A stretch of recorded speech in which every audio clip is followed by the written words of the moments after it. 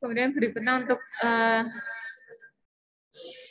neurovaskularisasinya tonsilnya sendiri mendapatkan perdarahan dari arteri palatina ascendens, kemudian dari cabang tonsil arteri facialis, dari arteri pharyngeal ascendens, dan juga dari cabang arteri maxillaris interna. Untuk venanya sendiri pada bagian superior mendapatkan vaskularisasi dari plexus pterygoid, dan pada bagian inferior dari vena jugularis interna.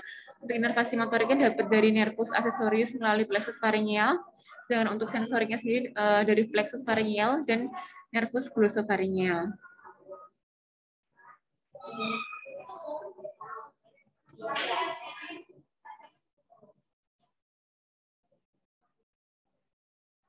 Dan untuk vaskularisasinya dapat dari arteri cortex externa, palatina descendens, kemudian palatina ascendens, pharyngeal ascendens, arteri lingualis dorsalis, dan juga arteri carotis. Dan berikutnya adalah fisiologi faring, di mana faring ini merupakan persimpangan jalan proses menelan dan pernafasan, di mana ini dilalui udara dari hidung ke laring dan makanan dari rongga mulut ke esofagus. Fungsi faring terutama untuk pernafasan, menelan, resonansi suara, dan juga artikulasi. Di mana proses menelan sendiri dibagi menjadi 3 fase atau 3 tahapan, yaitu fase oral, fase faringeal, dan fase esofageal. Di mana fase oral ini secara volunter atau sadar, kemudian fase faringeal ini involunter atau refleks, dan fase esofageal involunter atau refleks juga. Dan fungsi utama faring di sini adalah respirasi sebagai perlindungan atau proteksi, artikulasi, dan juga digestifus. Di mana ini tahapan dari proses menelan tadi, yaitu fase oral, kemudian fase faringeal, dan fase esofageal. Ini ada fase oral yang pertama, jadi pengunyahan dilakukan pada sepertiga tengah lidah. Ujung lidah ini akan menekan palatum durum. Jadi gerakan lidah dari anterior ke posterior ini dilakukan oleh kontraksi musculus styloglossus dan palatofaring. Kemudian di isthmus faucium tadi, di mana dia perbatasan antara faring sama cavum oris tadi akan menyempit, dan makanan akan terdorong ke orofaring. Berikutnya ada fase faringeal, jadi bolus makanan menyentuh dinding belakang faring. Faring diangkat dan ditarik ke anterior karena kontraksi musculus stylofaring, musculus salpingofaring, dan musculus styrohyoid, dan musculus lapatofaring. Kemudian aditus laring ini akan tertutup epiglotis. Kemudian palatum mulai bergerak ke atas, kemudian hubungan nasofaring dan orofaring akan tertutup. Kemudian muncul gerakan musculus tensor palatini dan musculus levator veli palatini. Seperti itu. Kemudian nanti akhirnya bolus makanan ini masuk ke esofagus karena valvula dan sinus piriformis sudah dalam keadaan lurus. Kemudian berikutnya adalah fase esofageal, fase yang terakhir, di mana juga tidak dia involuntir dalam keadaan istirahat. Introitus esofagus ini selalu tertutup. Ketika ada makanan, introitus esofagus ini terbuka ketika musculus constrictor pharyngeus inferior berkontraksi dan musculus cricopharyngeus berelaksasi. Kemudian setelah bolus ini lewat, sphincter kontraksi lebih kuat sehingga makanan itu tidak kembali ke faring. Di makanan dalam esofagus didorong ke distal oleh peristaltik esofagus itu sendiri. Berikutnya adalah laring.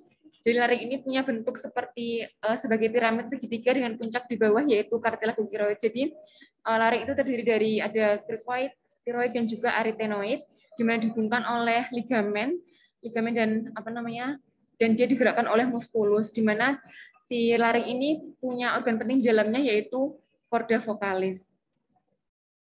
Untuk batas-batasnya pada bagian superior ini berbatasan dengan aditus laryngeus, kemudian pada bagian inferior dengan cartilago cricoid dan berhubungan dengan trakea, pada bagian depan dengan permukaan belakang epiglotis, dan pada bagian posterior dengan arytenoid dan lamina cartilago cricoid.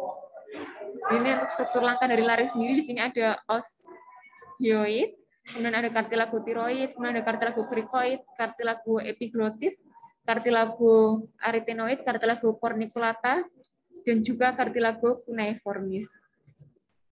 Untuk epiglotis sendiri ini merupakan ostium katup cartilago yang menutup ostium ke arah laring selama menelan, dan epiglotis sendiri merupakan ostium antara pita suara dan laring. Sedangkan cartilago thyroid ini cartilago yang terbesar pada trakea. Sebagian dari cartilago ini akan membentuk jakun atau Adam's apple. Dan cartilago cricoid ini satu-satunya cincin cartilago yang komplit dalam laring, terletak di bawah cartilago thyroid sebelah sini. Kemudian untuk cartilago arytenoid digunakan dalam gerakan pita suara dengan cartilago thyroid. Sedangkan pita suara sendiri ini ligamen yang terkontrol oleh gesekan otot yang menghasilkan bunyi suara. Berikutnya otot laring ini dibagi menjadi dua, ada otot ekstrinsik dan juga otot intrinsik. di mana otot ekstensik ini berfungsi untuk menaik turunkan laring sewaktu menelan makanan, sedangkan untuk otot intrinsik sendiri berfungsi sebagai fonasi atau untuk bersuara. Nah, ini adalah gambaran muskulus ekstrinsik. Di bagian J2 ada suprahyoid. Di atas oshyoid berfungsi menarik laring ke bawah. Di situ terdiri dari muskulus digastricus di sini, kemudian muskulus genihyoid, kemudian muskulus stylohyoid, dan juga muskulus myohyoid. Sedangkan infrahyoid dia berada di bawah oshyoid, itu berfungsi untuk menarik laring ke atas. Dia terdiri dari muskulus sternohyoid, kemudian muskulus omohyoid, dan juga muskulus styrohyoid. Kemudian untuk muskulus intrinsik tadi dia berfungsi sebagai untuk bersuara. Di situ terdiri dari muskulus tiroarytenoid, kemudian muskulus cricoarytenoid lateral dextra sinistra, muskulus cricotiroid, muskulus interarytenoid obliquus, dan muskulus interarytenoid yang transversus. Untuk persarafannya sendiri dipersarafi oleh cabang dari nervus vagus, dan ini dia dari nervus laryngus superior dan juga inferior. Untuk vaskularisasinya, laring ini mendapat perdarahan dari cabang arteri tiroidea superior dan inferior, di mana ia mendapatkan cabang dari arteri tiroid superior dan inferior. Untuk sistem venanya sendiri, dia dialirkan melalui vena laringeus superior dan inferior, kemudian ke vena tiroidea superior dan inferior, dan sampai ke vena jugularis interna. Fisiologinya sendiri, ini punya 3 fungsi utama, proteksi jalan nafas, respirasi, dan fonasi. Untuk proteksinya, jadi dia ini mencegah makanan dan benda asing itu masuk ke dalam trakea dengan cara menutup adetus laring dan rima glotis secara bersamaan. Jadi kontraksi otot-otot ekstensik laring tadi, dia akan mengangkat laring ke atas, nanti adetus laring tadi akan menutup, kemudian cardiac arytenoid ini bergerak ke depan, dan musculus area epiglottica sebagai sphincternya. Kemudian fungsi yang kedua ini sebagai respirasi. Jadi pada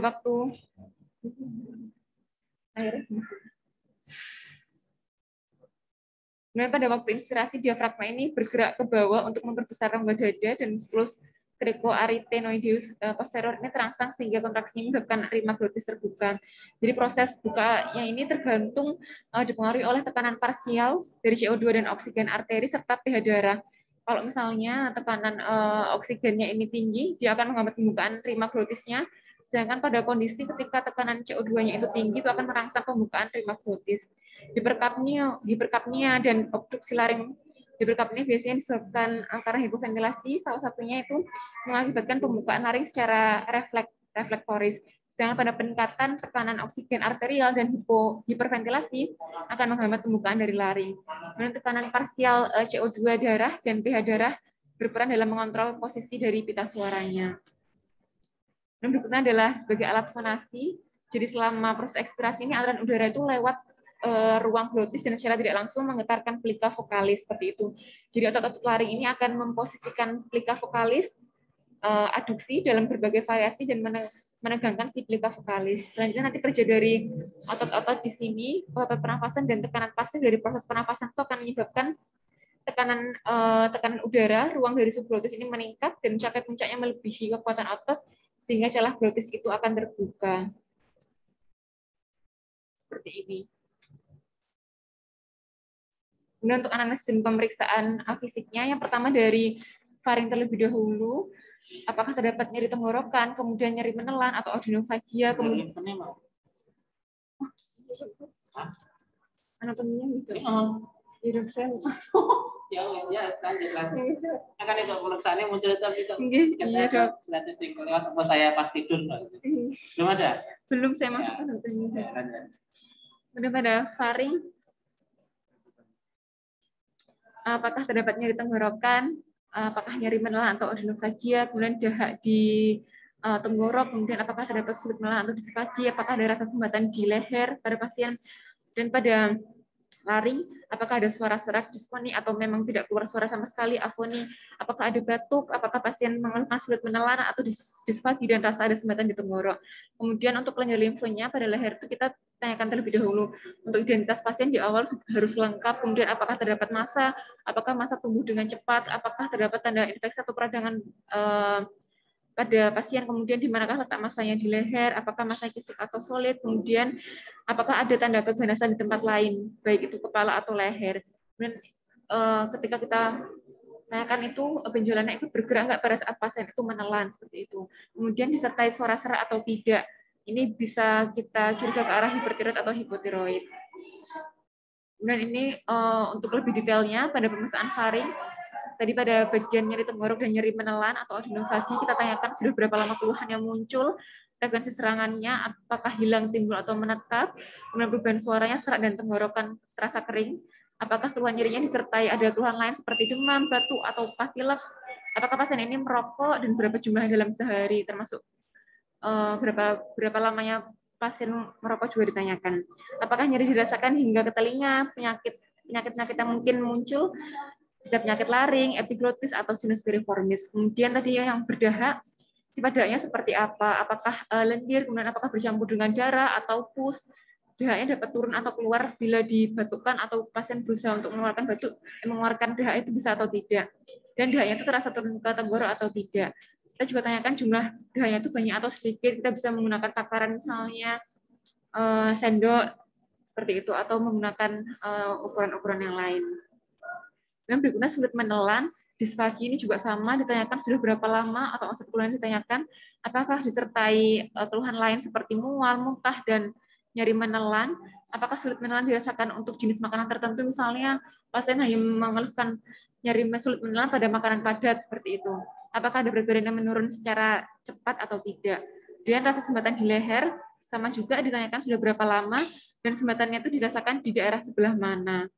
Dan ini berikutnya untuk laring, tadi ada suara serak yang tadi juga ditanyakan, sudah berapa lama, apakah ada riwayat peradangan di hidung atau tenggorok sebelumnya, apakah pernah sakit flu juga sebelumnya, kemudian disertai dengan batuk, rasa nyeri, dan penurunan berat badan tidak. Dan untuk batuknya sendiri ditanyakan juga sudah berapa lama, apakah ada faktor pencetus batuknya seperti kebiasaan merokok, udara kotor, serta kelelahan, apakah pasien juga perokok atau tidak. Apa yang dibatukkan tuh seperti apa, dahaknya seperti apa, kita juga gali informasinya, apakah kental, apakah bercampur darah, dan jumlahnya juga seberapa kira-kira. Dan sulit untuk menelan tadi ditanyakan sama, berapa lama, kemudian sulit menelan itu pada jenis makanan apa, kemudian keluhannya bersifat progresif, semakin lama semakin bertambah berat atau tidak. Dan berikutnya yaitu rasa sesuatu di tenggorok, ditanyakan juga sudah berapa lama, apakah sumbatannya pasien itu rasakan di sebelah mana, di daerah mana. Apakah perasaannya itu hanya kadang-kadang pada waktu tertentu atau secara terus-menerus pasien ini mengeluhkan sesuatu di tenggorokannya. Apakah terdapat nyeri atau tidak? Jika nyeri, apakah terdapat nyeri alus seperti nyeri telinga? Apakah ada kesulitan menelan dan bernafas? Dan ini pemeriksaan fisiknya. Jadi alat yang digunakan ini headlamp, kemudian cermin tenggorok, lampu spiritus, kemudian ada penekan lidah, silokain spray, pulsa, dan juga sarung tangan medis. Jadi ini untuk posisinya seperti yang ada di gambar. Jadi bila pasien anak, ini pasien duduk di kursi dipangku oleh orang tua. Jadi dokternya duduk di kursi pemeriksa berhadapan namun bersisian dengan pasien. Jadi lututnya tidak saling bertemu. Di tangan orang tua di sini orang tua tuh diharapkan juga bisa membantu proses pemeriksaan. Jadi orang tua memegang kedua tangan pasien atau anaknya, lalu tangan perawat itu memegangi kepala pasien. Bila tidak ada asisten atau tidak ada perawat yang bisa membantu kita, jadi minta orang tua untuk memfiksasi kepala anak dengan memegangi dahi anak menggunakan satu tangan, bagian belakang kepala anak menempel di dada orang tua, sementara tangan yang lain melingkari badan anak seperti di gambar ini. Dan pada pasien dewasa yang duduk di kursi penderita berhadapan dengan pemeriksa dengan posisi kakinya saling bersisian. Dan untuk pemeriksaan mulut terlebih dahulu, kita minta pasien itu melepas semua gigi palsunya kalau memang ada, karena bisa mengganggu menyembunyikan patologi penting. Kemudian kita minta pasien untuk buka mulut. Kita amati pertama, kita amati bagian atas lidah terlebih dahulu, kemudian pada bagian tepi dan juga pada bagian bawah. Kita periksa juga lidah di bagian belakang, itu daerah yang dikenal dengan nama Coffin Corner. Di sini merupakan daerah karsinoma lidah. Kita inspeksi dulu dari dalam dan dari luar mulut. Lihat apakah ada tanda pertumbuhan yang abnormal, misalnya atrofi papila lidah, abnormalitas warna mukosa lidah. Kita juga periksa nervus kranial 12 bisa jadi nanti ada paresis atau paralisis dari lidah. Misalnya ini kita lihat lidah itu bisa deviasi ke arah tertentu seperti itu. Dilihat, langsung dilihat saja dok, minta pasien untuk menggerakkan lidah. Nervus 12 sih. Nervus 12 glossopharyngeal ini sih dok. Kemudian tadi setelah kita lihat, kemudian kita lihat juga dasar mulutnya, kita periksa lengkap dasar mulut, bagian gigi bawah, gusi, baik pada permukaan dalam dan luar. Kita perhatikan apakah ada kerusakan gigi atau gingivitis, lihat adakah kelainan seperti inflamasi, pembengkakan, hiperemis, adakah massa atau kelainan kongenital, perubahan warna, ulcerasi, dan nodul. Kita juga pakai penekan lidah, kita menekan pipi, menjauhi gigi atas, kita lihat muara dari saluran parotisnya, kita lihat gigi atas dan gusi juga, kita perhatikan apakah ada kelainan di situ, termasuk dari langit-langit juga kita periksa. Kita perhatikan ada tidaknya jaringan tonsil dan permukaan dinding posterior dari faring. Kita tadi juga lakukan uji gerakan lidah dan juga lihat langit-langit mulut pasien. Dan inspeksi intinya inspeksi ini kita mulai dari bibir juga, ada tidaknya labioskisis, radang, tumor, dan di gigi kita lihat adakah karies dentis, kemudian pada lidahnya kita periksa gerakan lidah, apakah ada radang, apakah ada tumor, pada palatum kita periksa adakah palastokisis, tumor, kita juga periksa uvula, gerakan uvula bibi, dan juga radang. Kemudian berikutnya setelah kita selesai inspeksi, kita lakukan palpasi. Di sini setiap kelainan atau area yang sakit itu yang ditemukan saat inspeksi atau yang dari berdasarkan anamnesis yang pasien sampaikan, kita periksa. Kita palpasi di manual dulu, berguna ini untuk tahu apakah ada tumor, besar tumornya, perluasan di rongga mulut dan juga di leher. Kita pakai sarung tangan steril, kemudian kita palpasi pada area dengan kedua tangan. Jadi satu tangan itu pada bagian luar pipi, di bagian luar pipi, dan satu lagi itu di bagian dalam mulut. Kemudian berikutnya kedua tangan ditempatkan di bawah rahang, dua rahang, memungkinkan untuk meraba kelenjar submandibula yang berada di daerah leher yang kadang terjadi pembesaran juga. Kalau misalnya kita menemukan benjolan, kita harus mencatat karakteristiknya seperti nilai posisinya, distribusinya, warnanya, ukurannya, termasuk kita tentukan kira-kira lokasinya itu di mana, apakah di epidermal, di subkutikular, di otot kah, atau dia di nervus seperti itu. Dan ini adalah faring. Jadi pada saat melakukan pemeriksaan faring, kalau untuk nasofaring, Oh, layarnya hidup.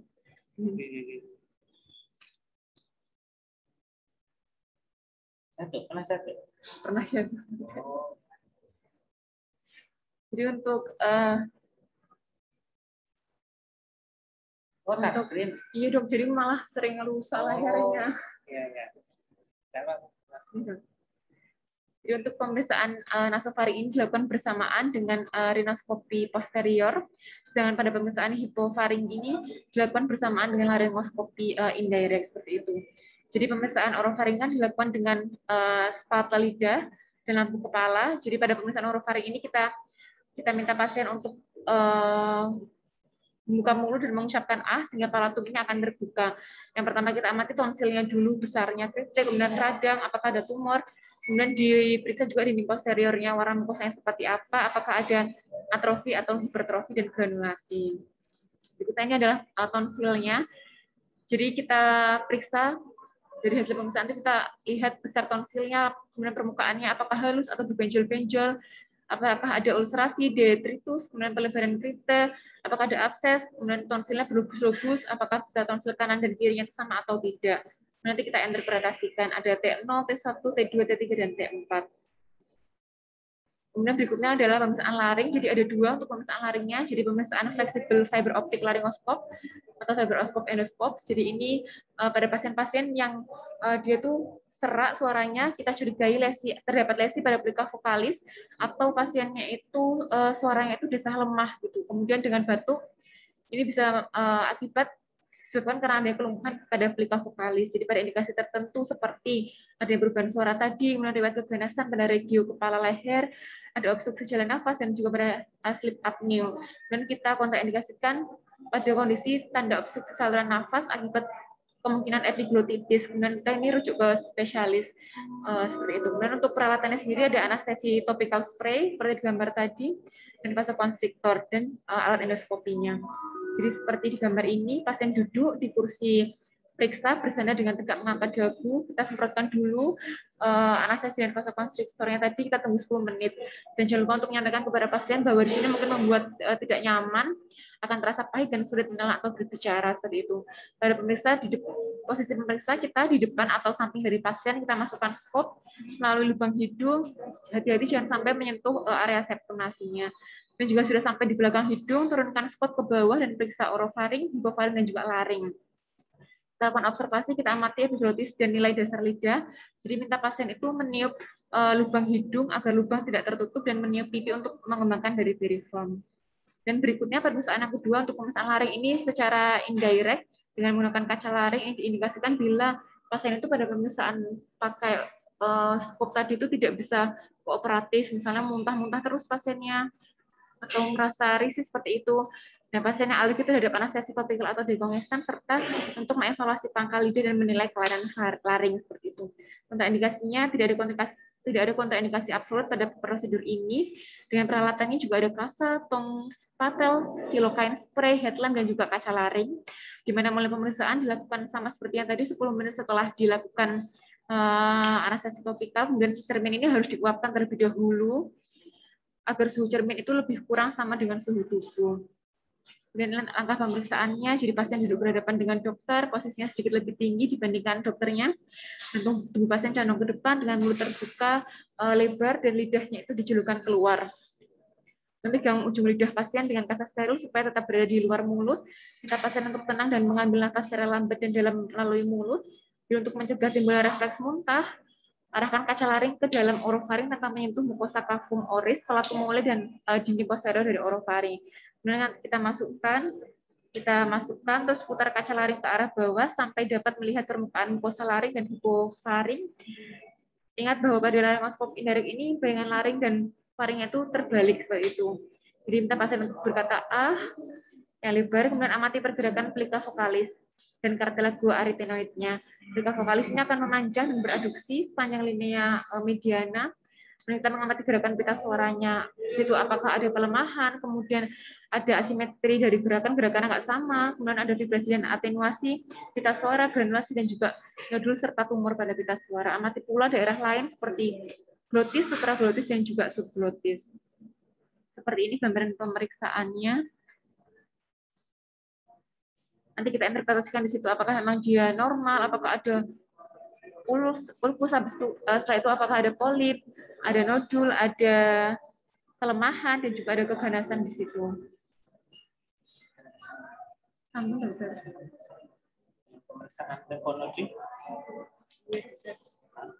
Pemeriksaan. Semacam buku murid punya dari kampus itu. Ini dok ada di buku pemeriksaan ini dok. Ada aksesnya kan? Belum, saya belum mungkin dok yang limfa dokter. Iya. Ini coba dari.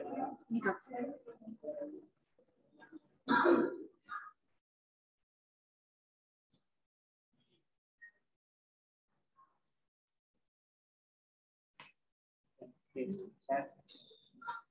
Ini tiga bagian, kemudian dia posisinya ya persilangan. Kita lihat Bang.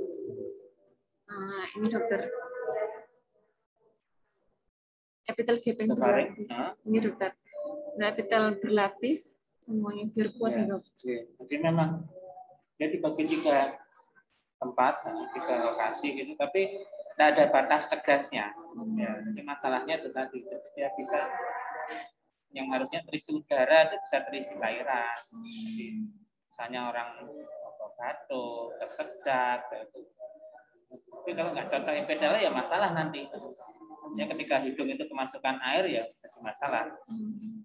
Kemudian yang di orofaring ya harusnya dia hanya liur, hanya minuman, makanan. Tapi kalau asam lambung sampai reflux ya masalah lagi. Yang harus kita pahami bahwa ya ada epitel ada, seperti kafum nasi juga ada epitel, tuba juga ada epitel, tapi itu tadi dia untuk apa yang lewat situ? Slide. Ya, yang nasofaring tersilia, orofaring nggak tersilia. Slide. Ya, batas-batasnya. Ya, batas dalam artian batas dia memang epitelnya, tapi ketika transisi itu tidak ada batas tegasnya, artinya dinding itu tidak ada. Sehingga memang berisiko sekali ketika misalnya merokok, misalnya, dan mungkin dia terpapar polusi, karena pekerjaan. Nah, itu memang harus kita waspadai epidel itu karena dia bisa berubah, transformasi kita. Itu masalahnya kalau berubah nanti kan ganasan nanti. Oh, gitu. Ya, ini ya. Oke. Orofaring ya. Orofaring ya, itu. Ya. Sampai itu. Arkusnya itu perhatikan di antara arkus ada tonsilan palatina.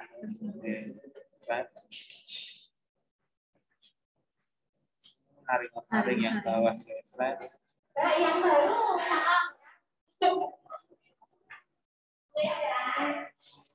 potongan apa gitu? Valecula ya dokter. Potongannya apa? Oke, radiologi ya? Belum. Wah, ya weh. Ternyata pertama kali. Bukan penyakit dalam, Dok. Ampun, dokter. Mana sini scan Kak? Manten, Dok. Apa kayak potongan apa nih? Scan Kak. Wis tamat scan dulu di penyakit dalam. Ampun, Dok. Ini kan yang pakai selesai ya, penyakit dalam. Dokter. Sudah pakai lah itu scan. Orto pakai lah. Biar potongan apa baik. Kelingan rayu. Potongan. Kan apa? Ini apa? Oh, gini. Ada sakitalis, ada ini. Sakitalis B. Ya, weh. Lanjut. Sebelumnya apa? Bunga B12 omega.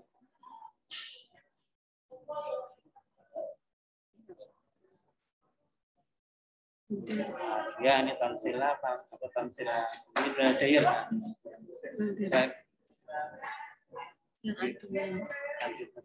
Ya, memang untuk perlindungan. Jaringan limfonodi untuk perlindungan. Dan sebelumnya betul. Lidah. Baltier. Ya, baltier ring.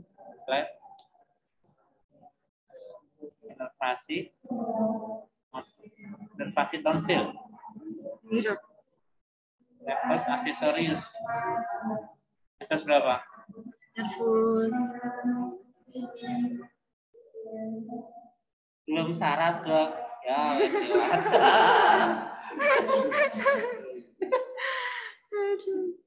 Nervus gitu.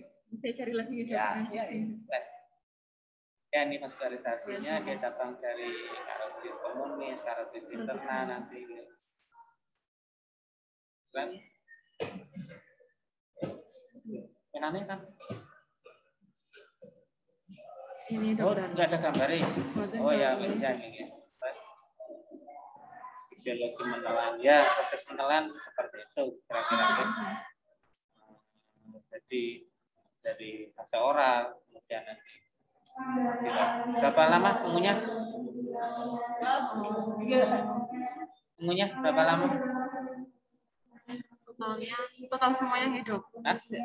Mengunyah sunah rasul lalu 33 kali. Ya, oke. Jadi itu enggak sebatas aja. Oh, sunah aja kok bukan. Tapi maksudnya memang ya secara teori itu kita hubungkan memang bentuk bolus itu harus hancur. Tapi enggak enak. Makanan hancur itu nggak enak, tapi maksudnya ya memang itu yang disiapkan karena kalau masih terbentuk kemudian dipaksa menelan ya nanti bisa trauma di faring, di esofagus, sehingga lambungnya akan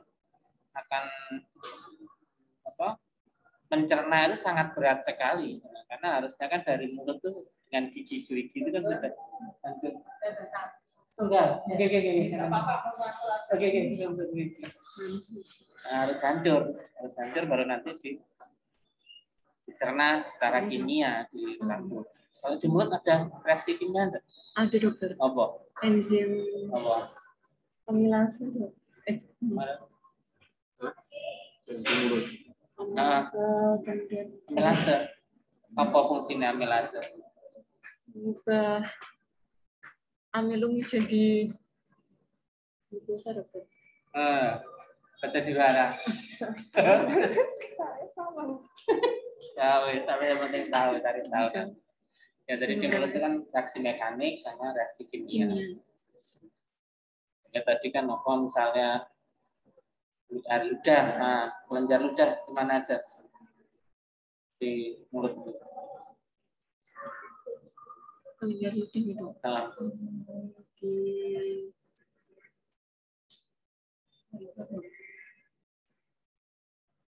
Kelenjar ludah. Kelenjar ludah di mana saja di mulut? Di ludah. Ada dokter. Nah, produksi siapa, wes? Pokoknya makan kenyang tidak berdiri lidah dari mana?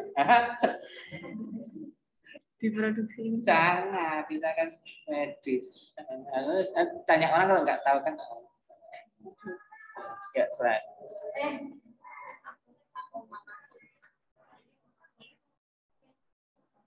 Ya, ini masih fase oral. Jadi bawah ini fase apa? Palingnya? Ini masih fase oral juga, dokter. Fase oral. Oke, lain. Fase yang faringeal dulu. Oke, laring. Ya, lain. Batas-batas. Ini batas-batas laring. Lain. Ya, satu tulang aja. Tulang sejatinya hanya opioid itu. Apa fungsinya opioid di situ? Laki-laki semua. Opioidnya. Kenapa masih diciptakan? Karena seratan Tuhan. Kalau semuanya kardiologi nanti nggak kuat nih, dok. Nggak kuat. Harus ada yang telinganya kardiologi. Iya. Karena ada otot di situ. Dan otot harus melekat di tulang. Nggak bisa dikadirasi. Ya. Makanya tadi ada pembagian ekstensif tadi otot apa? Iya, dok. Ada ekstensif dan ayo, yang ekstensif suprahyoid sama infrahyoid itu semua origonya ada di hyoid semua. Tinggal nanti apa? Inversilnya di hyoid, origonya nanti di tempat lain. Oke. Origo, jadi origo ding karena dia ikut gerak nih. Slide. Sama yang tadi, dok. Ya, ini kardiolagunya slash. Ya, ini untuk gerakan nanti. Kita suara yang musik ya, slash. Ini suprahyoid. Ya, untuk menggerakkan laring. Jadi, salah satu fungsi gerakan laring adalah saat menelan. Jadi menelan itu tidak semata epiglottis nutup, enggak. Tapi epiglottis nutup, laringnya menyambut nanti. Ke atas superior nanti ditarik sama si infrahyoid ya. Untuk nafas biasa ya turun lagi nanti.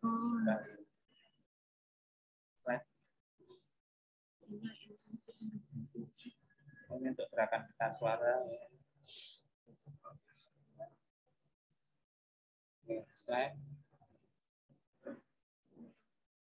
Ya, ini nervasinya. Cabang nervus. Nervusnya nervus berapa? 10 ya. Oke. Oke, jadi pencernaan lewat vagus. Untuk laring, untuk berbicara lewat vagus juga. Baik. Anak lidah. Inervasi apa? Lidah. Inervasi lidah itu. Ini gerakannya kan nervus 12. Iya. Pengecapnya? Pengecapnya manis, asin. Itu. Apa ya? 9 itu. 9.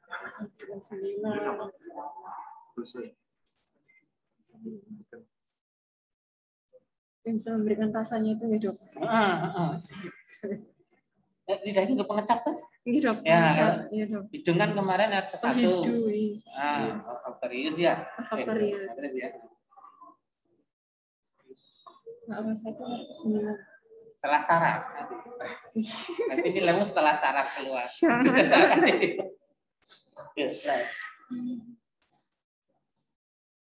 Ya, ini Pak darahnya dari karotis juga terbang karotis. Karena ya di eksternalnya mah. Ya, ya benangnya sama itu kecil. Ya,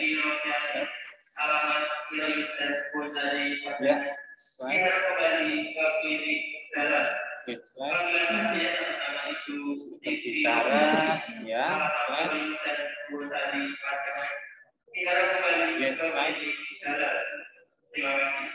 ya, proses menelan itu, ya, jadi dia bisa keluarnya bisa sulit atau sakit. Tapi hati-hati kalau ada nanti kasus tersedak. Ya, orang Jawa bilang selak gitulah. Itu juga ada gangguan menelan, masuk kategori sulit menelan, karena dia sudah menelan tersedak, jatuh, sudah menelan terus keluar lewat hidung, dan sebagainya. Slide.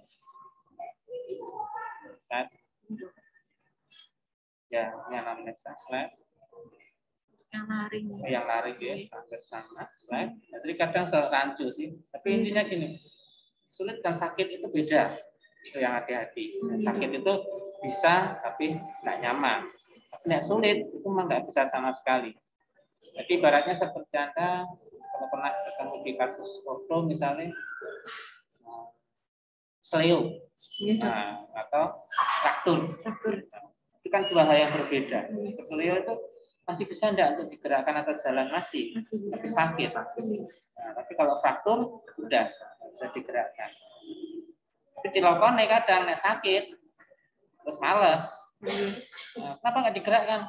Karena sakit. Sama. Nah, ketika kita sakit menelan bisa makan, nggak bisa. Padahal masih bisa, tapi sakit. Nah, jadi malas menelan ya jadinya. Bedakan betul antara sakit dengan sulit karena nanti akan diagnosisnya akan beda. Sehingga kadang perlu kita tes. Coba makan, coba minum di depan kita. Kita lihat betul. Kalau memang dia baru masukkan makanan sudah keluar lagi ya berarti memang mungkin sulit. Nah, tapi kalau masih bisa telan meskipun meringis sudah ya itu berarti mungkin ya sakit. Nah, yang alternatif yang posisi periksa sama hampir semua pemeriksaan posisi duduk di THT. Kecuali kalau kondisi pasien tidak memungkinkan tidur. Slide. Yang sebelumnya inspeksi. Oh ya, dokternya. Slide. Sebelumnya. Nomor 4. Gunakan tenaga kita karotis. Ada 4 kalau tidak salah. Kelenjar ludah itu ada 4. Salah satunya karotis. Ini ditarik. Slide.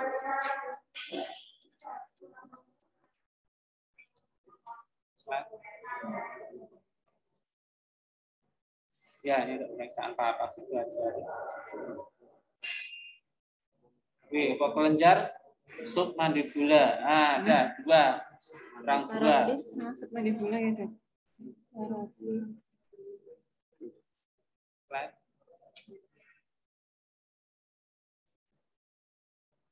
Ya, ini slide. Konsil ya, setuju slide. Pemeriksaan fleksibel slide. Slide. Ya, indirect. Laryngoscopy slide. Slide. Oh ya, ini gambarannya dari samping ya. Dari samping. Terus terbalik ya posisinya ya, kanan kirinya hati-hati berhadapan dengan pasien. Bukan bercermin, bukan saya yang bercermin tapi pasiennya pasien. bercermin. Slide. Ya ini macam-macam kaitannya slide. Sampun dokter.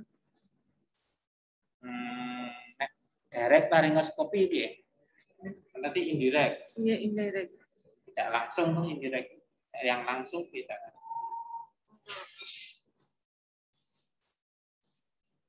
Sudah pernah baca?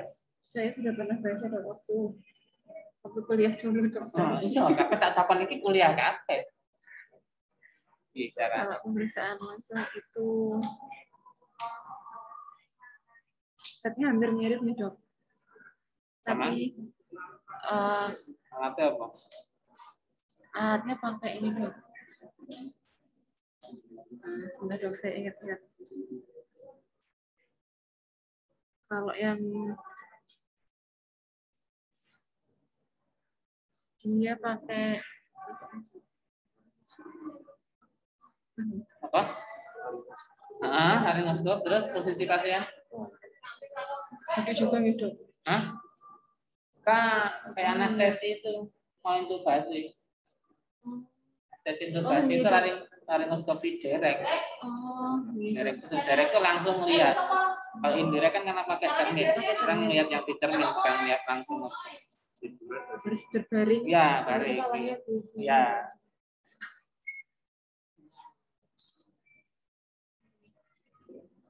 Slide.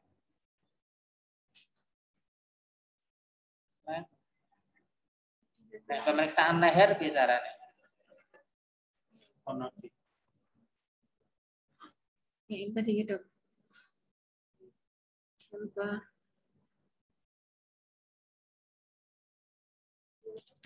Pasiennya duduk terlebih dahulu dok. Duduk, kemudian di belakang posisinya kita di belakang pasiennya dok.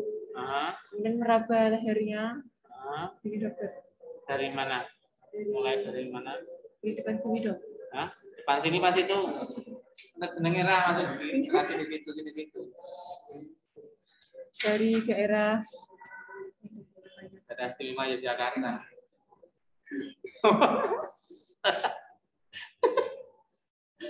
Apa itu? Nanti pasien sudah diminta untuk menangani juga dokter. Yo, dari daerah sini terus kemana? Ke bawah dokter. Kemudian kita raba apakah ada tadi dokter. Terus sudah sampai bawah mana? Ke sini ya, balik lagi. Tadi kan mulai dari sini. Ke bawah terus ke sini ya, naik lagi. Ya.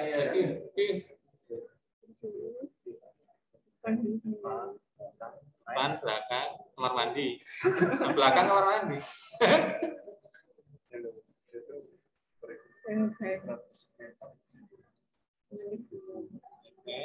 Terus punya jugularis.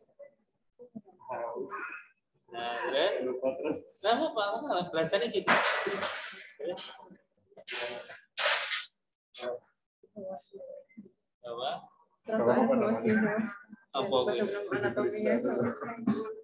Introduksinya apa lupa dong. Ya, terus ya jadi apa? Ya, segmental, submandibular, terus nanti ke superior, sedikit ke retroauricular. Nah, kan ada tiga informasi di situ. Kemudian dari situ proses mastoid, itu ada origonya dari sternocleidomastoid, muscle. Nah, susuri otot itu. Nah, susuri otot sternocleidomastoid sampai di clavicula. Nah, clavicula nanti mampir sedikit ke tengah untuk nyari tiroid. Sudah nanti ke lateral. Supraclavicula. Nah, itu kan tidak ada tegunan, itu bisa saja limfonode ada di situ. Untuk wilayah leher ya. Kadang sampai axilla kan. Sampai axilla. Sampai darah gitu kan ngepas. Urutannya kira-kira itu. Di buku itu pemeriksaan leher itu satu subbab sendiri. Ya, itu pemeriksaannya aja. Setelah nanti bisa kerja pada areanya dibagi di situ ada 6 apa 7 dibagi. Ya, itu sementara. Ini dokter. Yes. Matur nuwun dokter. Saya izin balik ke atas ya dokter. Matur nuwun.